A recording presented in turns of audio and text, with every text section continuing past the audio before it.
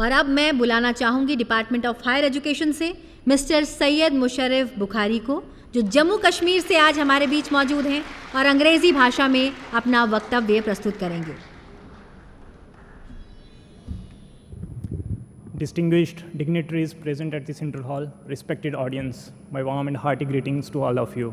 Today, I'm going to give an introduction regarding the life and contribution of Gurudev Rabindranath Tagore. Born on May 7, 1861 in Calcutta in a prominent Bengali family at the house of Rabindranath Tagore and Shrada Devi, he was educated at home and was exposed to a wide range of subjects. Rabindranath Tagore was a man of prodigious artistic and literary accomplishments and played an important role in the Indian cultural renaissance. He was a polymath, poet, philosopher, musician, writer, and educationist. The sheer volume and diversity of Tagore's work is outstanding. He was a strong advocate of Indian nationalism and worked tirelessly for social and cultural reforms. He believed in unity of humanity and the importance of individual freedom.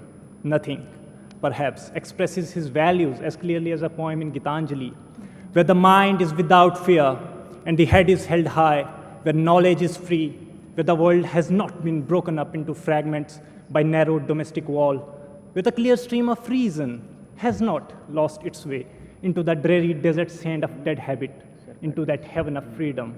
My father, let my country awake. In protest against the Jallianwala Bagh massacre in 1919, he renounced his knighthoods as a symbolic gesture of his opposition to the British rule, clearly stating to those in power कि जुल्म के बाद तुम्हारे दिए गए titles हमें महज शर्मिंदगी के और कुछ नहीं दे रहे. In a letter to Lord Chelmsford, he said, "The very least that I can do for my country is to take all the consequences upon myself in giving voice to the protest of millions of my countrymen surprised into a dumb anguish of terror." Gurudev's educational philosophy, which emphasized on creativity, learning, and freedom and unity of knowledge, was ahead of its time. He founded the Vishwa Bharati University in Shanti Niketan, which became a center for learning and artistic expression, with a motto, where the whole world can find a nest, reflected his aspirations for the institution.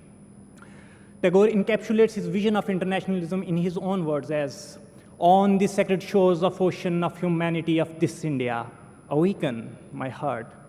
Mahatma Gandhi referred to Tagore as Gurudev and wrote, "I regard the poet as a sentinel, warning us against the approach of enemies called bigotry, lethargy, intolerance, ignorance, inertia, and other members of that brood." He became the first Asian and non-European to win the Nobel Prize in 1913 for his collection of poems, Gitanjali. The Nobel Foundation describes him in one of the articles as, and I quote, "For the whole world, he became the voice of India's spiritual heritage, and for India, especially for Bengal, he became a great living institution." I'm going to conclude my talk. Rabindranath Tagore's work and life continue to inspire people across the world, transcending boundaries of language and culture. His message of love, freedom, and humanism resonates with us even today, reminding us of the power of art and literature in creating a more compassionate world. हमने एक उम्र में क्या क्या न जहाँ देखे हैं, आसमां देखे हैं और कारे निहाँ देखे हैं, दिल ने जब हर एक ज़र्रा के हमरा धड़कना सीखा, तब नवाओं में ये माना कि जहाँ देखे हैं, तब नवाओं में ये माना कि जहाँ देखे हैं. Thank you. जय हिंद.